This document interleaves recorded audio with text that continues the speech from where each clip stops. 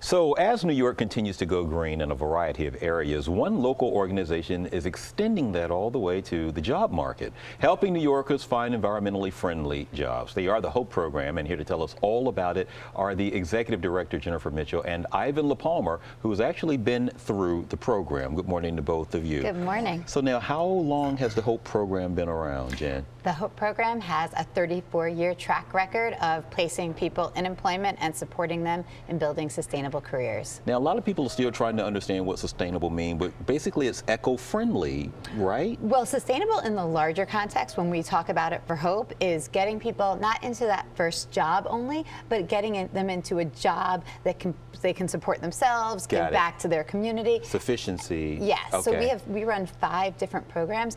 3 of our programs are focused on also getting people into like a sustainable career in the green field, in the green collar economy. And so we do 2 programs. One's general work readiness and one's food sector based, and then 3 programs that are all really specific about the green economy. How did you target specifically trying to make a difference on the unemployment numbers? Was there a trend you saw, or did you just see a number or a percentage that you said, no, we've got to do something about this?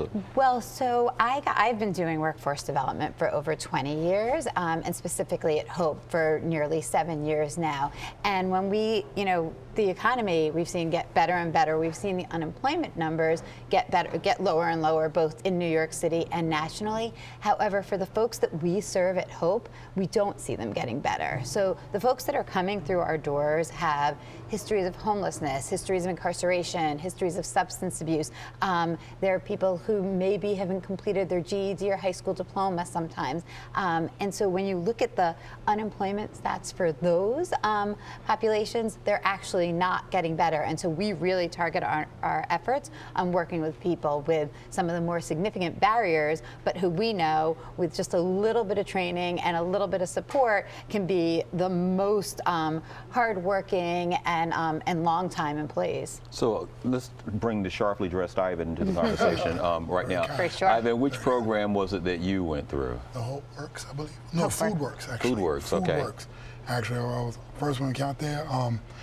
They came to me and said that they were willing to, I told them what my interests were. I have a very extensive background in food, in cafeterias. Meaning cooking? Cooking. Got it. And they said, it can help me. They said, you give us a couple weeks of your time and we can get you there. If nothing else, to intern in that field, and more times, I think the rate was 70%. Yeah, 3/4 of the people who go through the program. Went through that process, they were hired. So I thought to myself, that's better than 50. I can get in. Right. So went there, and actually, they were exactly what I needed. Exactly. Because I did have some work experience. I just took a little bump in the road, and they fine-tuned my efforts and my skill sets to real necessary skills I needed. So now, because of them, I'm definitely using it in my capacity now. I'm food service manager of a program. He just got promoted. Oh, congratulations, man. Yes. So, I see you brought mugs, but you didn't bring a meal out here. But anyway, finish your story. Yes, I should have brought my coffee. Anyway, but yes, I am deeply, like she said, a lot of times people who go there, who are there, they have something. They just took a little lump. And in a little belief, a little polish, you go back out there, and it's retention. That's what I like about it. It's not just to get a job. It's how you retain the job, how you excel in that position, how you can move forward. And this what keeps people in the job force, add back to our communities.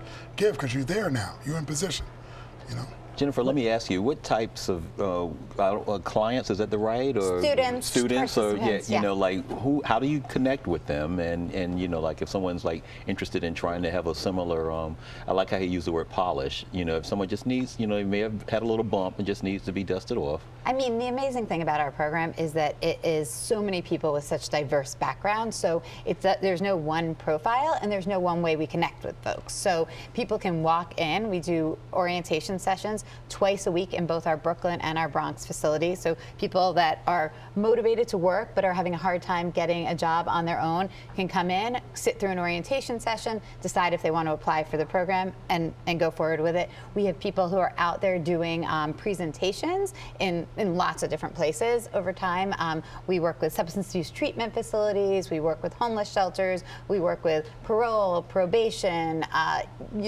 both federal, state, and city levels, and Department of Labor. One of our programs, all of the folks have to go through the city's Workforce One Center called Industrial Transportation Center to apply for to get referred to us. So it's really a variety, but if somebody is interested, you go onto our website, you check out when our orientation session is, and come on in.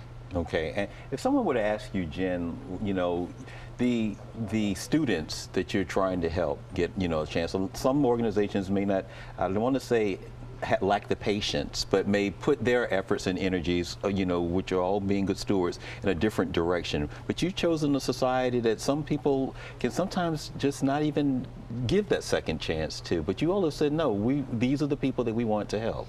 I mean, both from a personal perspective and also from Hope's perspective, I think that when one of us struggles, we all struggle, right. And it's our responsibility to lift each other up. And so that's what we do at Hope. It's all about meeting each person where they're at and supporting them. And so when people think about kind of traditional workforce development programming, it's interview and resume and get a job and okay. At Hope, it's completely different. It's like, it's addressing the whole person. So whether there's housing issues or childcare issues or other things, people get contextualized math, contextualized literacy, digital literacy. Everyone gets, several hours of computer training each week they're in our program. And then in partnership with the Mayor's Fund to Advance New York, we've embedded mental health services in all of our programming. So it's really holistic and treating the whole person, and that's why I believe our success rates, which are that 78% of the people who get jobs are still working 1 year later, are touted as like in the top decile when compared nationally. Before we go, Ivan, you have found a way to pay it back. You're sharing your knowledge and... Yes. First of all, I'm Hope for Life. That's the tagline, Hope for Life. And also, in my capacity where I work, there are individuals going through the transition at the program I work for. So I sell them for an avenue. Listen, if you want to go somewhere, you want to get something done, go to Hope. Go down there. They got you.